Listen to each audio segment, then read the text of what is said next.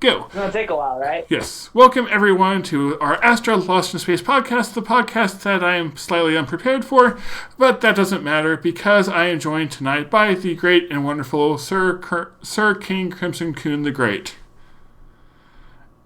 Hi. Okay, hello good. Your there. audio's We're working. here to talk about Astra Lost in Thoughts, all alone. Yes, Crimson might also have an unhealthy obsession with Fire Emblem Fates. Only with Azura.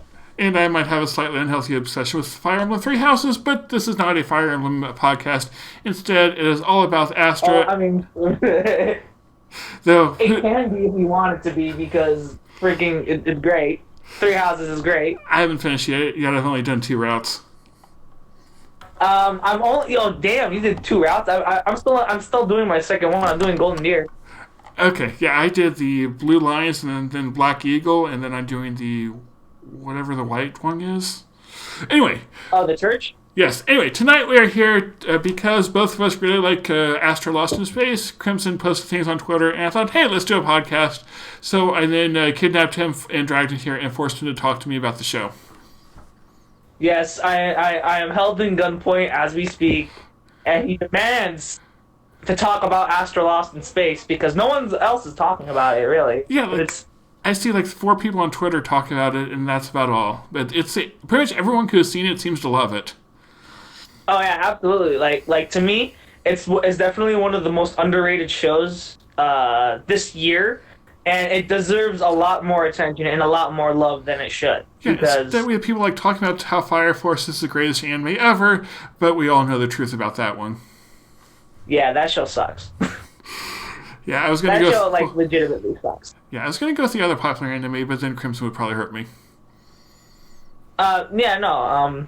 But we definitely see eye to eye on Fire Force because I do not like Fire Force at all. I went on a huge rant about that to a friend of mine, and I just couldn't stand it. But we're not here to talk about Fire Force. Trust me, we could. We're here to talk about Astra Lost in Space. Yeah, we are terrible at keeping on topic, by the way. Yes, we are. We are absolutely awful. In fact, yeah, whatever. So, Astra Lost in Space, for those who don't know, it's about a group of 9 teenagers who get sent off to a planet where they see this ball of light and they transport to somewhere in space. They're lost. Yes, they're thrown 5,000 light years away. Right, and the 9 characters end up luckily finding a ship, and they pilot the ship. They travel through planet to planet to head home, and in the process, they go through this journey, rediscovering themselves and who they are, and also the mysteries behind the world in general. And I think the way that we should do this is we will not do spoilers for the first half of the podcast. That way, if people are curious about the show, they want to hear should they watch it, what's the appeal, they can do that, and then halfway through we'll switch to spoilers. So. Definitely. But that's just the general gist. It's about these group of teenagers traveling through space, rediscovering themselves, and each other, really. And it... Go on? It really is one of the most unique anime I've seen. Do you know what show reminded me the most of Astra? What does? Well, it's not an anime, but Star Trek Voyager has a very similar concept with a group of people flung across the galaxy and having to return home and find out what happened and everything they go along the way. Huh. I never really was into Star Trek. But to me, I've been in the mood for a really good adventure kind of story. And especially in a sci-fi setting, right? And this definitely gives you all of that. They show you what? I'm sorry. And one of the things I find most interesting is the sci-fi is no other show I think handles the sci-fi concept this well. It fully takes advantage of it, and we also don't really see shonen combined with sci-fi often. Yes, very. Shonen really typically. I wouldn't really necessarily call this a shonen. I would say this. I would say it's an adventure kind of story, but with some shonen elements in it.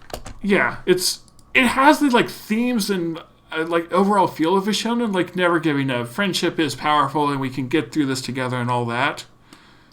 Right. And I think that's one of the major strengths of the show, and they, like because when they convey those messages of like never giving up and just give it your all, they showcase that in the anime as well with them working together and them trying to make it out of this situation alive, and it's really interesting. It's really compelling. You really care about the characters. You care about every character. Every character has a role. Right. And they're all great. They're all really great characters. Yeah, it reminds me a lot of the Fruits Basket anime with like the character focus where like you have this group of broken characters coming together and having to like overcome with each other. Except then you have the space journey on top of it. Huh. You know what? That also kind of reminds me of Danganronpa in a way because Oh yeah. like in a way because in Danganronpa you also have like these characters trying to survive from each other and literally survive through this game. I was just watching my brother play Danganronpa today, so that's fresh in my mind. Nice. I still Great need game. I still need to play the second game, but he hasn't since he's been playing the first game. Actually, Yeah, that's good. I do it. If you play the second game, I'm all over that because. Okay, moving on. yeah, to not get distracted anymore. We're bad. We don't know how to not get podcast. distracted. I brought up Danganronpa as an example or as a comparison because in a lot of ways the characters are in a tough situation where they have to deal with each other and also work together. Right. But the only difference is that they're not trying to actively kill each other. They are trying to survive. Yeah, though they do get the information later on, like one of the characters might not necessarily be on their side, but we'll get more into that later. Yeah, that's going into spoiler territories, which, by the way, big oof. Exactly. That's all I can say. Yes. Also, beware the giant fluffy animals. Most giant fluffy animals, because this is not a spoiler. This happens like really early on in the anime. I believe they're in the background, right? Yeah, it's yeah, those fluffy animals that you see in the back, nicest dudes ever. Exactly. They're so cool. yes. I want one. Yeah, the danger of them is that if you see, I want one as a plushie. yeah, the danger is if you see one, you'll want to take one home with you, and I don't think they're house trained. I don't think so either. Like I'm not picturing you just coming home with one and how your parents would react. They probably would flip their shit. All right, so you should do that. Right? Or they would they would send you into space. Nice. So the animation was done by Studio Lurchi, the guys that made Assassination Classroom. Yeah, they did like Assassination Classroom. Did they do the Danganronpa anime too? Yes, they did. Yes, they did. They did School Live, which is an amazing anime that I'm not going to describe, so I don't spoil it. They did a couple. They did the Rampo Keaton one. They really have not done anything I've liked for the past few years, though. Like since Assassination Classroom. No. I'm trying to think of. I know I saw another one, but I just can't think of it right now. I think they did Magical Girl Erasing Project, which I like that one quite a lot. Huh. Yeah. I believe so, but the animation here is fantastic. Yeah, I was surprised at how good it was. Yeah, like for an anime like this, where it's just a group of kids traveling through place to place. You weren't really thinking much of a high budget, but the attention to detail on everything is phenomenal. Especially when they go to each of the planets. Right, and just like how every planet felt different with both how it looked, the animals and plants and stuff they encountered. Yeah, just everything looks so gorgeous. Like, and even from the character models, each character has like their own unique thing that kind of or trait trait that distinctly makes them different from one another. So like you have Ares and her little bun things. You have or Arius. I'm sorry, that's her name. You have Ogre and his beanie, Right. Kanata and his what is it? Little scar. on his nose. Something. Did you watch this in the sub or the dub?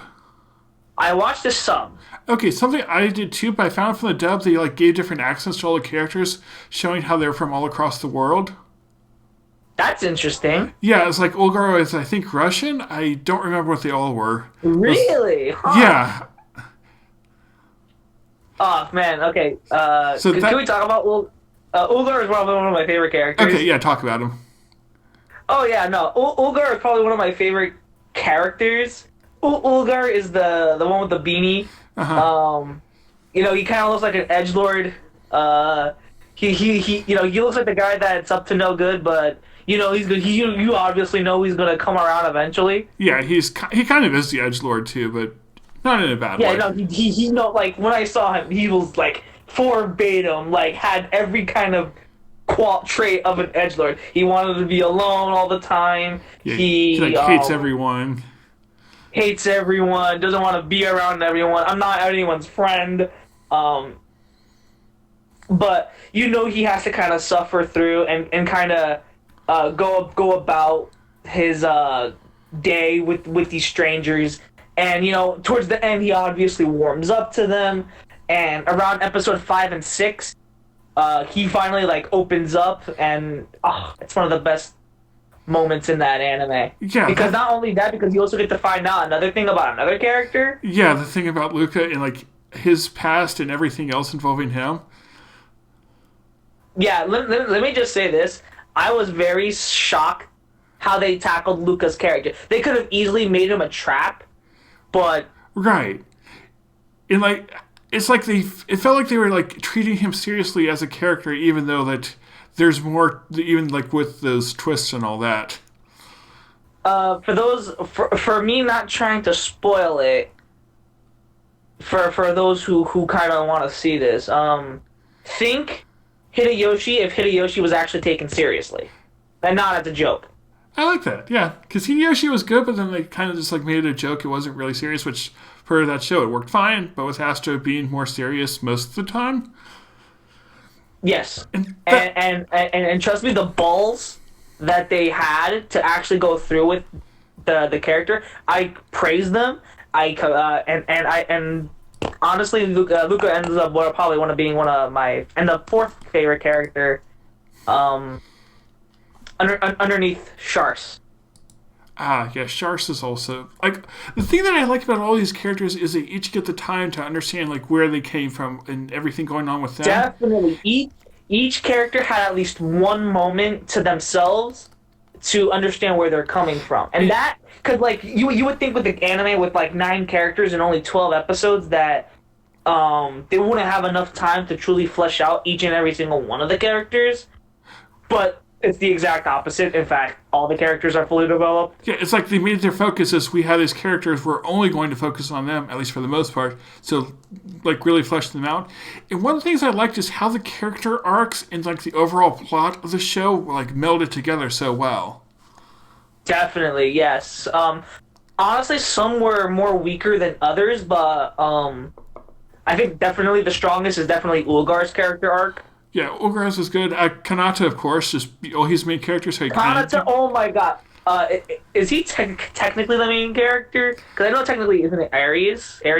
I feel like Kanata is, but like Aries is like the person it's like with Fairy Tail, how like Natsu's the main character, but it's like Lucy is the focus. Right, yeah. I honestly that does make a lot of sense. Yeah. But in a way they're all main characters because you're focusing on all of them. Very character driven. Very character driven story. And I think of like all the anime I've seen, this is like the perfect example of like how to do a story, like how you format it, how you tie everything together. Because like it had the perfect setup. Like you have the grand plot they need to get home, and the mystery of like what happened to them, why is this happening. But then you also have smaller plots you can do each episode. Like they're going to a planet, they run into trouble here. So that just gives you a perfect story outline from the first episode. Yeah, and each like conflict involves at least in some degree their character. Like for example, there was the Yunha, I believe her name is the singer. Oh yeah. Yeah, there's her about like her being useless and her thing is that everything she's done, she either just makes it worse or just just can't help at all. And her character arc ends up in the end is you know at the end her character arc is her lifting up the spirits of her friends with her music and Yeah. beautiful scene, beautiful scene. In a way, I didn't care for it that much because it felt kind of cheap. But I definitely like the idea of like you might That was the weaker one, but that was just an example. right. And honestly, one I didn't really care about spoiling. Yeah, and I do think it's interesting though. Like some people can have they have like great physical ability. Like Kanata can like physically go do what needs to be done, or Zack is really smart, so he can figure out that way. But so like all the characters are bringing some sort of skills that are helping them survive this. Yes, definitely. You have Zack's piloting, Kanata's leadership, Ulger and his hunting. Right, forgot about that one.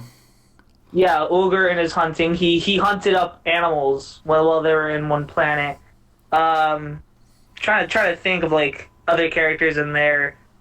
I think that's kind of it because like the other characters don't really do much. Like QT, which is who's the obligatory tsundere. Oh, of course, you always need at least one of those. Yeah, you need the obligatory tsundere. If there's an anime and without a tsundere, that's a crime. Exactly. Okay. So did you know anything about the show before you started watching it? No, absolutely not. I did not know a single thing. I didn't even know it was a complete story. Yeah, well, I actually read the manga for this when it first came out, like the first few chapters. I even did a manga first impressions video on it. So I was excited, I liked the manga, but I had no idea where the anime is going to go since I only read like the first 2 or 3 chapters. Yeah, and was it very faithful? I think they might change a couple small things, but overall, though, I have no issues with the adaptation. Yeah, no. From what I'm told, from what people read saw the anime, they thought it was a really good adaptation too. But I absolutely knew nothing about it. All I knew is that Studio Lurchi was involved with the animation, and that's kind of it. Yeah. Which kind of sucked because when I first tried watching it, I only saw like the first like half of it, and then I stopped, and then I went back to it like months later. Oh. It was just sitting on my recently watched Hulu list, and then as I went back to the first episode and I finished the first episode, I binged the entire anime in a day. Yeah, I saw that you did that, and that I watched most of this weekly, which I think was a mistake with all those cliffhangers. Yeah, no, watching it weekly was probably one of the biggest mistakes because like each episode kind of ends in like this little like mini kind of cliffhanger deal. Yeah, it's like you're like, okay, I need to find out what happened. Where on earth are they? Yeah, like trust me, like each episode towards the end will have you fearing for your life, especially episodes 5 and 6. Like, Well, oh yeah, like you have the thing with Ulgar, and then you have the thing where they figure out what's going on, and then you have the thing with that, and you know what I'm talking about. We should probably switch to the spoiler part soon. Yeah, no, we're gonna get to spoilers pretty soon. So but I was so happy that I had the time. My parents were away for the week, so I had plenty of time to finish it, and I finished it in a day. And it was honestly the best binge I've ever. It was so much fun. I felt like I was actually on a journey with these characters because they all feel so real. oh yeah, I can see that. I think. I Yeah, remember it was so much fun. Such a fun binge, man. Oh, if I could forget, I would definitely re-binge it because it was so good. That reminds me of like when I watched the Pain arc in Naruto all in one day. For me, that was low key the Chimera Ant arc in Hunter x Hunter. Yeah, I've not gotten that far yet, but I can see why. I low-key want to erase my memory of it so I can rewatch it because it was fantastic. Okay, so we're doing a Hunter x Hunter podcast once I've seen more. Sure. We can do a one for each arc. I don't mind. Yeah, I've seen the Hunter arc, so we can do that one. Yeah, no. I mean, you already know what the Hunter exam, so we could already do that one. All right, so tonight at 11 o'clock, we'll be talking about the Hunter exam arc. Yeah, all right, bet. Actually, no, I think my brother will hurt me if I don't watch anime with him then. Oh, that's unfortunate. So, any other thoughts about Astra and not the other random shows we talk about that do not contain spoilers? Okay, so what we talked. Let's talk about more of the characters. What did you think of? We might as well talk about the obligatory tsundere, QT. What were your thoughts on her? I didn't like her as much as the other characters. I liked how we understood her issues with her mother and how that related to some of the other characters, but then kind of felt like she was in the background for a lot of the show after that. Yeah, I could see that. Same kind of deal goes with her little sister. Yeah. Yeah, like they kind of all just take a back burner. Although I honestly I do like the relationship she had with Zach. Yes, that was great. Zach, that was good, and I don't think there was just one moment with her and Zach that really made me laugh. I thought that was really funny. Yeah, and I just like how Zach is so straight-laced, so him expressing how he feels to other people doesn't really come out that much. But you see, oh wait, he does feel that way. Okay then. All right, we might as well talk about Zach. I loved him. Absolutely loved him. Zach was a treat. He's the ship's pilot, and low-key one of the funniest characters because everything he does, he just does it with a straight face. He says it as it is and doesn't care. And he just has so much fun with it. I love this character arc. What did you think of the comedy that was in the show? Do you think that the comedy worked well with the more serious storytelling? Oh, the comedy. Yes, absolutely, and the reason being because they're kids. They're kids in a really shitty situation, so they kind of need to make themselves kind of laugh and enjoy each other while they can. And it's honestly so funny. Some of the comedy is really funny. I like how self-aware it is too. They even make a comment saying it's like a cross between a comedy and a serious manga or whatever. Yes, they did break the fourth wall. They broke the fourth. This is stuff I should see in anime type deal. Yeah. What? There's just some great lines from Aries too. She doesn't quite know how to say what she wants to say. So what was it? It's no, I mean yes, but no. When Kondra's trying to get into her room to talk to her. Yes, when they were going, where Franz was going to Aries' room. Yeah. Arius. I keep calling it Arius. Or Ares. Ares being the god of war. I don't think she'll be starting too many wars. Unless it's people winning her as a waifu. I don't think the waifu of the show, needs to start war. She's a bundle of joy and sunshine, and I love her. I love Aries. I mean, honestly, she doesn't really do much. In fact, she kind of provides most of the narration and commentary. Right. I like how her positive mindset is a contrast to everything else, though. Honestly, I feel like she is also kind of the glue that keeps everyone together. With her positive mind, she keeps everyone at ease, and I honestly like that about her. Yeah, she was great, and yeah, no, Arius was great, and let's just say the twist involving her, I called it. I just want to say this. I called it. I slightly called it. Okay, so now we're going to talk about spoilers. So if you did not want to be a spoiler to Astra Lost in Space or School Days or Danganronpa Chapter 3. Oh, where do I begin? Okay, so this is the spoiler, right? Yes, the spoilers for Astra. Go, Crimson's going to rant for 10 minutes now. So going off of what I was literally just saying, the twist about her... they're Shars. Another character that we haven't talked about. Actually, 1 second. I'm going to put a spoiler text up. Oh, okay. Yes, please do that. Please do that. Until I see it on my TV, I will not say anything. Can I make this red text? Please hold while I figure out how to use OBS. God, I love that picture of Casper. It's great.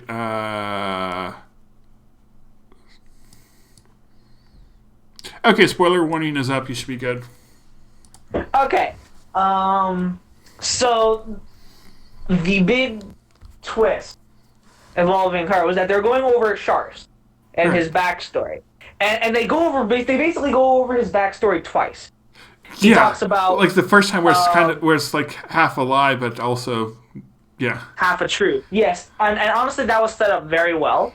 right. Um, And one thing I but like when he was about talking about a friend named Sarah, and as like he's explaining his backstory about Sarah, or yeah, is it Sarah? Sarah?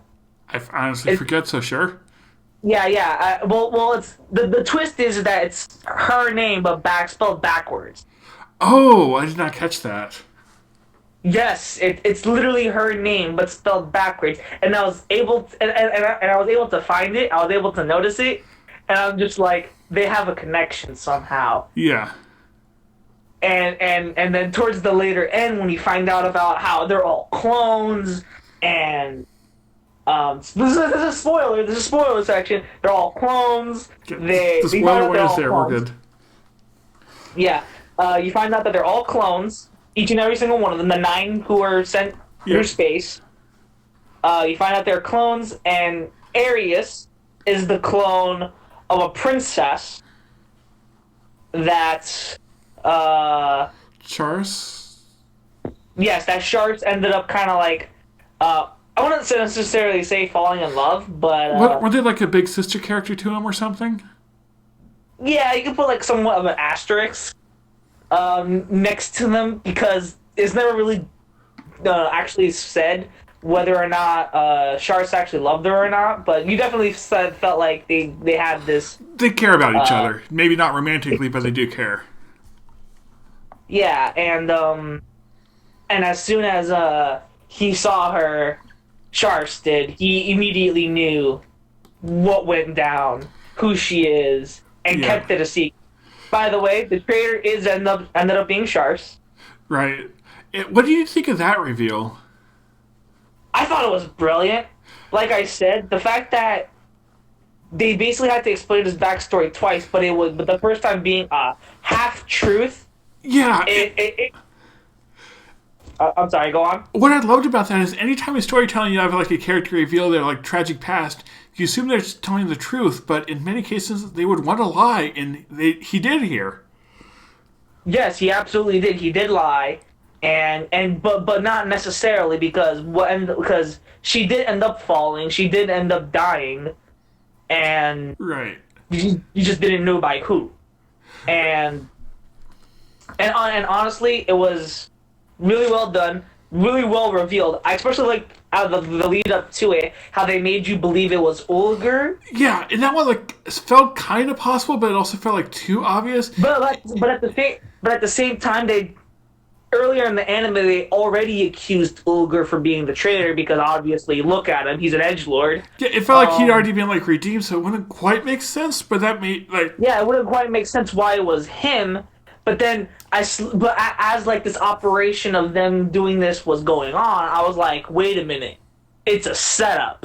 yeah, They're gonna pull the wool under our noses and completely flip this 180 degrees.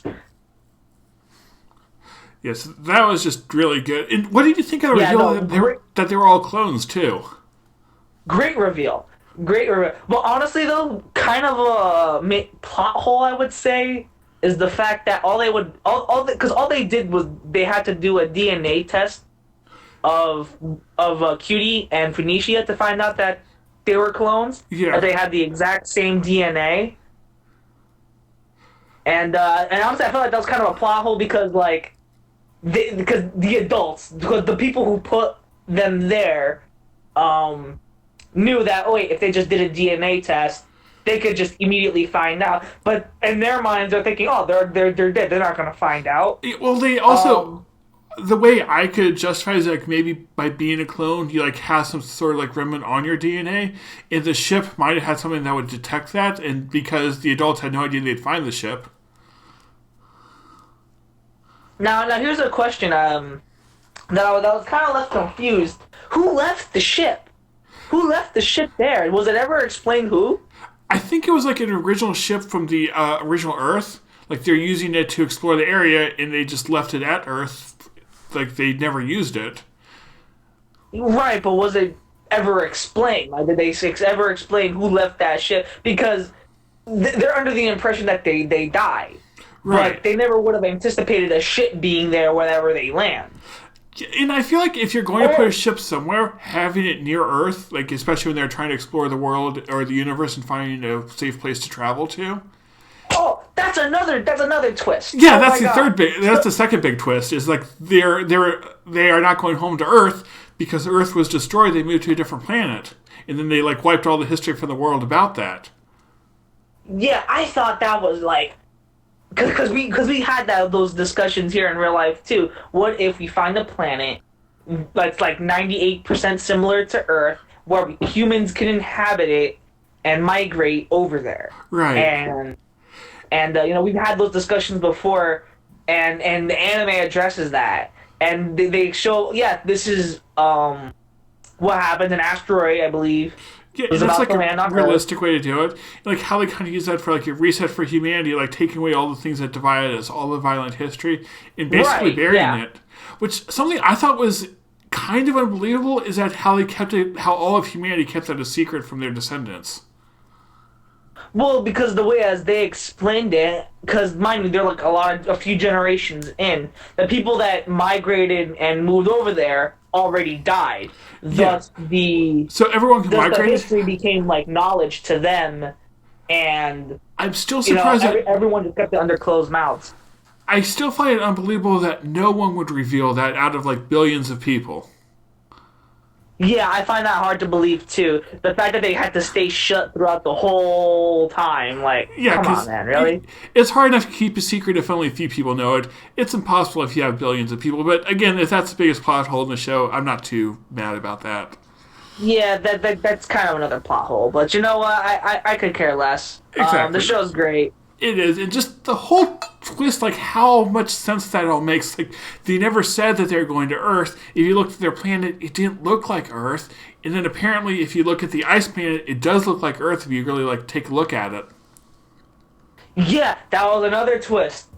So when the ball of like light sends them away in space, they see like this ice planet. Yeah. And that ice planet ends up being Earth. And you're just like, what? Yeah, it's just like, you never... Okay, someone's flung 5,000 light years away and they see a like wasteland of a planet. You're never going to think that's Earth, but it makes perfect sense why the wormhole would take them there. You would really just think it was just some random planet. Exactly, like there are random planets everywhere.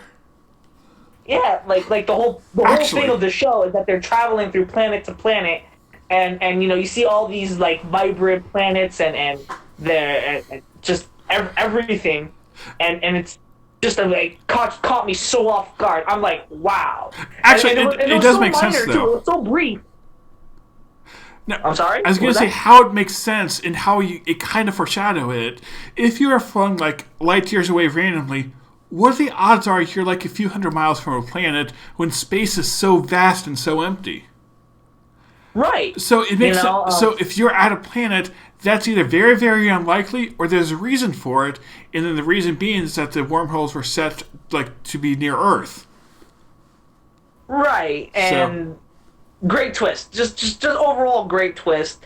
Another twist. Well, I mean, so later on in the anime, they find they get stranded on a planet. They're the second to last planet. Right. And they get stranded and they find a ship from Earth, and they find this woman in it. And was it Emma? Or no, never mind. I think it was Pauline or some shit like that. Yeah, Paulina Livitskaya. Paulina. Yeah. So something like that. Yeah, that's it. Yeah, no, and she's the one that basically kind of, it's because of her that they were able to discover some of the major things about the world, about Earth, about humans migrating. So she ends up being like the character that, gives them all the answers that they wanted. And what did you think of like how many different plot twists there were like all throughout that? Did that seem jarring to you at all? No, I felt like, because the pacing was well done. And so like, and when a plot twist was revealed, it didn't feel like it was out of left field. It felt real. It felt, um, like, like it felt natural. Yeah. And it hits you like a truck, and it blew my fucking it blows my mind. It blows my mind the fact that they were able to have all these plot twists and just hit them like a truck. Like, It's ow. like they all fit well too. It's like every episode for the last half, there's some sort of huge plot twist to it. Like you find out they're clones, then you find the other girl. You find out that they're not from Earth. You find out that Charles was a traitor all along, and everything with that. Yeah, and you also find out the who they were, like and how they're mentally dealing with it too. Like I love the scene where Kanata he's just basically going around everyone and basically he's just literally asking them, "Hey, how do you feel?" Right. Something else I thought interesting. Yeah, sorry, Sorry, go on. I keep coming up with different things. But I liked how Kanata basically took the focus away from them trying to figure out who the traitor was. And like saying it doesn't matter, we all want to get home together, let's focus on that instead. Yeah. Another thing, they're all mature. Like they all thought very, very smartly. Listen, the whole traitor thing is not going to get us anywhere. We're just going to keep fighting. We're going to keep worrying. We're going to keep scared. That's not the right thing to do. The objective is to get home. So that's why we have to shift our focus from finding out who this traitor is to just getting home. Right, and it made perfect sense too, just from a narrative standpoint, that we could have that be a big twist at the end without it feeling weird that they're dragging it out for so long. And honestly, like I said, the build-up leading to it was brilliant because as they're going through planet to planet and they're learning about each other, you kind of start to figure out who it is just by context clues. Like it can't be Arius because Arius grew up with a nice mother. Right. Or I actually kind of thought it was because like no one else seemed like they could be, but also can't be Arius. So, yeah. But that would have been a I wouldn't necessarily. I feel like that would have been two-way out of left field, only because they went out of their way to set up Arius as a way to, as like this nice character that wants to keep everyone together and happy. Right. So it definitely. I feel like it would have gone against the character's character, basically. You feel me? Yeah, I can see that.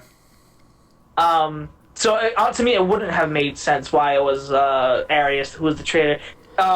They made it look like it was Ulgar, but in anime, the people who tend to look like the obvious traitor is never really the traitor. So the fact that they were already pointing fingers at him made me go, nah, it's not him. It's like once he'd been redeemed, it's like, okay, definitely can't be him because they look wrapped up. Originally, I thought it was Luca. Oh, I could see that, especially like how Luca was kind of distant to everyone. Very. Either her or Yunha, the singer one, because she does look like the useless one, and she doesn't really do anything. Right. So I felt like that also could have been her. But no, I was definitely wrong. It was definitely the wrong character. And the character I honestly did least expect. I didn't think about Charles at all. Yeah, and it was like he was good at not attracting suspicion. Yeah, no, because he was just a genuine nice dude. He talked to everyone. He gave ideas. Yeah, and he played a great actor, man. Yeah. When Kanata goes up to Zach and him, and he goes, "I knew who the traitor was." He was like, "Really? Who?" Yeah, like you did not get anything from him. Like, so I wonder what was going through his head there. Did they know that Kanata figured it out, or is it like, oh, were they wrong? No, Kanata did figure it out. No, did like Charles think that Kanata actually knew the truth when he said that? Oh no, he probably was just, oh, okay, let me just roll with this. Yeah, like play along. Yeah, like play along. But again, like the build-up leading into it was brilliant. Like, really spot on. Well done. Well executed. I mean, what else can? Is there? Got any? Yes. By the way, my sister likes a picture of the dog. Aww. Thanks. Um, I guess we could talk about the interesting planets. So the first planet they go to is like this foresty planet. Right. It's like a foresty planet. There was like these fruit that ended up being like these parachutes that they pulled up. Yeah, it's like they're able to like float back down, and that was really cool. Yeah, that was a really cool moment. There was this cool moment with a bird, and the bird kidnaps the little girl, and Yeah. Kanata, being the great MC that he is, goes and tries to rescue her. And in a typical shonen fashion, they do, and that was nice. I kind of feel like all the characters are idiots sometimes, but I'm okay with that. Definitely. The next planet is the planet where those guys come from. The little animal The thing. giant fluffy things. Yeah, they have like the Yes, poison I think mushrooms. they gave them a name. I just forgot the name. Yeah, I wrote it down somewhere, but I have no idea what it is now. Giant fluffy things. Yeah, no. And I like them. The whole thing about them is that if you basically scratch their back, they'll scratch yours. Yes. If you do them a favor, they'll do whatever favor you want them to do because you help them. Yeah, they're very like social creatures. Very social And creatures. I like how they're all sad that they're leaving the planet and cannot take them with them. Yeah, that was very sad. They should have like, because when kept they along left, just they were as like all crying. they should have kept along as a mascot or something.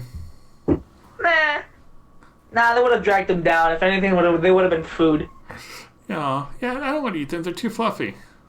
Yeah, no, they are fluffy. By the way, that I was literally fearing for them in that planet because because of the poison, Yeah. poison spores. What ends up happening in that planet is that some of the characters end up getting poisoned because of the spores emanating from like a mushroom or whatever. Yeah, I think that's what it was. Yeah, and they're all poisoned, and Kanata, being Kanata, is trying to be, find the antidote, which they did. Mm-hmm. And there was the scene with the singer with she sang the song. That was basically her character arc. Mm-hmm. The third planet, which is my favorite one, which is the beach one, the obligatory beach one. Of course, because a show like this has to have a beach episode. Yeah, with an evenly amount. What is it? Hold on. There's 1, 2, 3, 4. Well, 5 if you count Luca. There's 5 females and 4 males. I mean, of course. Oh, I thought Like, Luke could count as a guy since he has both and that's what he chooses Well, yeah, to go by. they mostly associated Luca as a guy. By the way, Luca's a trans. Oh, no, he's a hermaphrodite. He's both. Hermaphrodite. I'm sorry. Yeah, no. He was a hermaphrodite. Yeah. And I like that. I like that a lot. The fact that they did the fact that they had I haven't seen something like that done in anime since or on High School Host Club. Well, in that case, it wasn't. Yeah, because she wasn't a hermaphrodite because she didn't have both of her genders. Well, yeah, no, he had a penis, right? Yeah, he did. He had both a penis and boobs. Yeah. And I don't. I think I might have seen one other show where they had that as a side character, but it's like they never did anything with that character. Right. Overall, though, those were basically the episodes where you find out about Luca and Ulgar and how they're somewhat connected. Right. Like how. So Ulgar. I'm sorry. Yeah, like how Luca's the son of or the adopted son of a big politician. And Ulgar's Right. trying to take down that politician because he led to his brother's death. Mm-hmm. And he thought that killing him might have Luca might have done something, but it doesn't. In fact, Luca is he just looks at him and he's just like, okay, he's not gonna care. Yeah. Like if you kill me, he's not gonna care. Yeah, it's And especially, it all makes sense towards the end when you do find out that these adults were literally trying to kill them. So you could tell that they didn't really care about them in the first place. Well, you also see the greater things about the world even before you know about the clones. They show how the world is with that without actually telling you it, which I thought was great. Yes, it was up to the audience to decide how that was gonna go, and honestly, well done. Yeah, and just like how Ares' mother is the only one who actually cared about the kids, so that was also like a red flag. Like there's something more going on here, or just like how it almost seemed like coincidence that all the characters had issues with their family, but they turn to life like, oh, there's a reason characters like this are drawn together for the trip. Yeah, and one of the overarching questions that you have is why them? What makes them so special? And the fact that all these characters have a rough relationship with their parents, but oh wait, Ares is someone who doesn't have a bad relationship with their parents, and then you find out, the whole clone thing. Which Right. how did you feel about that? Was it well revealed? I thought it was a wonderful way to reveal it, and I like that they took advantage of the sci-fi genre because you cannot have clones in a normal everyday show. So like they really utilized the sci-fi elements they're allowed to use here to do something unique. Right. So, and I also especially like the episode where you do end up meeting their parents and they're in the conference room. Right.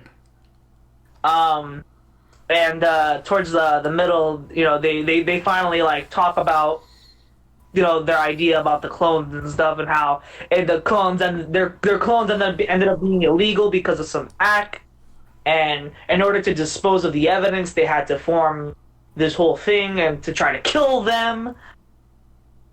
Which, ouch, man, and you find out that their parents, though at least most of them, are horrible people. Right. Like you have to be a horrible person to like have your child cloned and like to be used as a replacement body for yourself. Well, no, mind you, they're clones of themselves, so they didn't really see them as their children. They just saw them as themselves. Yeah, well, a lot of them were adopted too, though.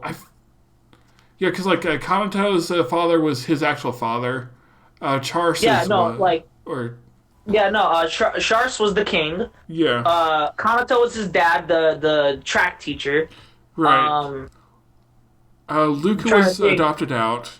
And then like his original was the like singer or something. The Yunha was the singer. Yeah. QT had QT and Phoenicia had the bitch mother who just threw them with a nanny, I believe. Yeah. And then you had Zach, who knew QT, but I mean, what was his thing again? I think his father, a doctor. Like his father was a doctor or something.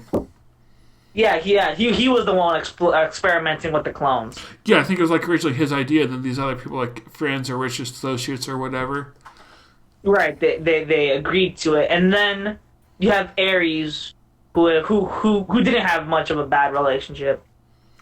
Right, and that made her kind of stand out. The question like, why is she so different than everyone else?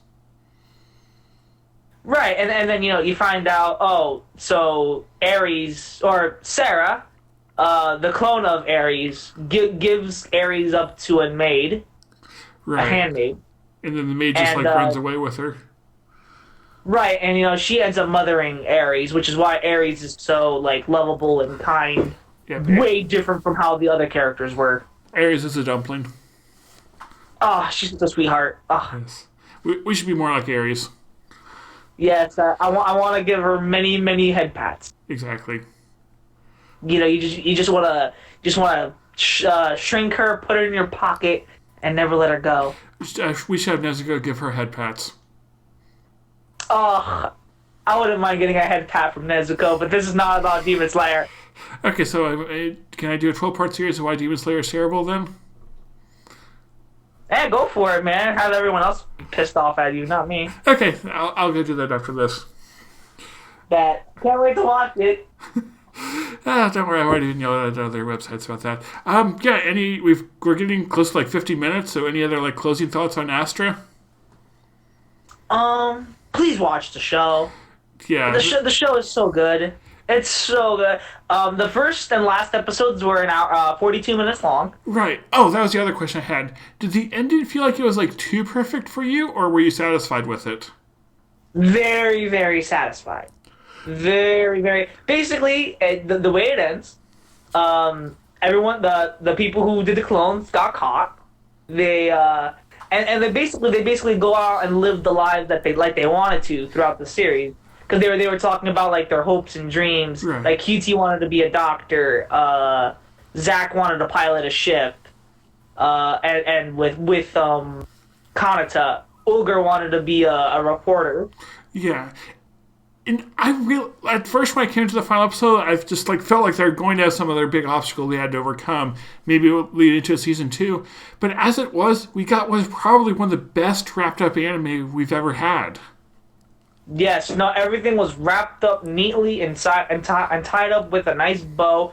Aries and Kanata, they ended up being together. They're married or engaged. Yeah, and And you know, and they do end up seeing each other outside after this experience. They all end up really becoming good friends by the end. it kind of felt weird how like the whole show is like over like 3 months time, and now you have like a 5-year time skip or what it is, and just like seeing how those 3 months had such a dramatic impact on their lives. And Yeah, that was cool. It was so great. Because the whole thing of the show is basically literally them rediscovering who they are. Right. And you see that throughout the show. They go through a good change. They're all dynamic characters. That's the term for a character who goes through it. Characters who go through change. They're called dynamic. They're dynamic characters, and they're all great. Yes, we pay attention during English class. I did pay attention. I'm an English major, so I did not know have that. to. Okay, so Crimson Spark then. I am. Yeah, they're all dynamic characters. They're all great. They're all really great. Please watch the show. This show needs more love. Exactly. This show is my current top anime of the year. I think it is for Crimson, if not, or close to it at least. Oh, yeah, no. More than likely, it's anime of the year for me. Yeah, I have like 4 or 5 shows that might rival it, but it would not surprise me if this is my favorite. You know. I mean, like I said, before we started this podcast, 2019 had such, great animes this year. Kaguya-sama, Promised Neverland, season 4 of My Hero, which is already looking really good. Yeah. And Dr. Stone. And then this show came out of nowhere and blew us away. Oh yeah. This definitely will take anime of the year for me because it's such a great show. And it leaves nothing. Like every question you have is answered. At least the major ones. Right. Actually, I think the only other show that might be it for anime of the year for me would be the final season of Symphogear, but that's kind of cheating because Symphogear has had so long to make me like it. Well, this was just a 12-episode one. Yeah, no. I'm probably going to say this is probably my anime of the year. Yes. Either that or I finished Hunter x Hunter, so maybe that one. I don't know. Well, that was from several years ago, but yeah, I need to watch more of that. Yeah, no. I'm not letting myself watch more Hunter x Hunter until I actually post a video on it, though. Hey, man, we'll do the podcast, We'll talk about each arc. I don't care. Yeah. I wouldn't mind. I have a video actually, halfway edited for it, so that will hopefully be up soon. Yeah, man. By the way, it only has the one opening. Yes, and it's one of the best openings in the anime. And now it's going to be stuck in my head now. It's a great opening. Oh, I can't stop singing it. It got stuck in my head far before I even tried the show. Yeah. And all the endings are pretty good, too. Yeah, the first ending I really like. Oh, yeah, the first ending was really... I think that's my favorite. Okay, so back on topic of actual Astra Lost in Space, because I think that's what we're supposed to talk about. Yeah, well, what are your final thoughts, man? It's an excellent science fiction anime. I love the blend of comedy, adventure, the shonen storytelling told through it. It has some of the best plot twists I've seen in anime. I liked how they fleshed out all the characters and tied it all together. And then again, one of the most conclusive endings we have. And there's no sequel bait, so that was great and sadly not common. Yes, that's honestly one thing I can praise. The fact that it is a complete story. And you don't have to wait, years for a season 2 that may or may not ever happen. Yeah. No, it's a complete story and it's a fantastic one. It's so good. Mm-hmm. Please watch it if you have not. Yeah. So Oh, thank you, everyone, for joining us. The two people watching on the stream. Yeah. Who was here? Was there anyone on the chat? Yeah, we did not get any chats, but that's okay. It's still fun talking to you, and people can always watch the VOD later. Yeah, of course. Yeah, of course. It's it's always good. We'll end it at 10 o'clock because we still have 4 minutes. Yeah, we will. Maybe we'll even be back in a few weeks to talk about either like Hunter x Hunter, My Hero, anime in general for 2019, the 12 Days of Anime, which I already have like 20 ideas for. I probably will take part of it, but not on YouTube. I'll probably be on Twitter. Ah, okay. Yeah, either way is cool. I might be helping like advertise people, so I'll come up with creative advertisements for you. Yeah, that's fine. Again, more than likely for me, it's going to be on Twitter. Yeah, so follow Crimson on Twitter. The link should be in the description. If not, then yell at me, please. Crimson318, baby. Follow me on Twitter. I'm there a lot. I tweet and post generic memes as response to other people's tweets. Like you post weird things when I post weird things sometimes. Hell yeah, man. It's what we do. Alright, so I should post more. Okay, I'm just going to reply to it with random things to your comments. And so will I. Okay, I have an idea. Okay, reply with that one. Alright, I'll do that after the podcast then. So, thank you again, everyone, for watching. Thank you, Crimson, for joining me and letting me talk about the show. Thanks for having me, buddy. Yep, we should do these more often. Oh, we actually have a comment for someone. Should. We really should. Yes, everything animated. You did drop the show too soon. Oh man, anime everything. You should totally watch it. Yes. Alright, thank you for watching, and I'm going to press the stop streaming button now.